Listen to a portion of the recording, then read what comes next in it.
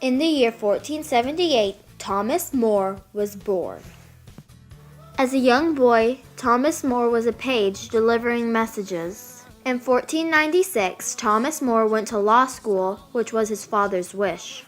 In 1501, Thomas graduated. So Thomas moved back home. Because he was so religious, he decided to try living in a monastery.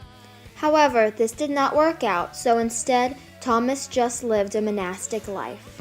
In 1504, Thomas marries his true love, Margaret. In that same year, he enters Parliament.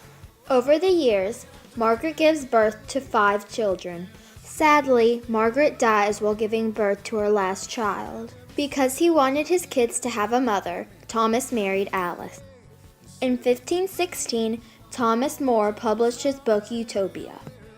In 1521, Thomas More was knighted Sir Thomas More by King Henry VIII. By this point, King Henry VIII had fallen in love with Anne Boleyn. During this time, Thomas More was writing polemics or debates to Martin Luther about his ideas. In 1529, Thomas More was appointed Lord Chancellor. In 1530, Sir Thomas refuses to sign a letter asking the Pope to annul the marriage of King Henry VIII to Catherine of Aragon. In 1532, Thomas More asks to leave his job of Chancellor, and the King allows. In 1533, King Henry VIII marries Anne Boleyn and is excommunicated from the Catholic Church. So King Henry VIII became the founder and leader of his new religion. In 1534, Thomas More is sent to the Tower for refusing to take the oath of the Act of Succession.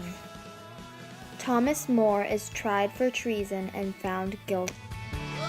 And in July 1535, Sir Thomas More is beheaded. 400 years later, in 1935, Sir Thomas becomes a saint. King Henry VIII did not. And let's be honest, he was a little fat.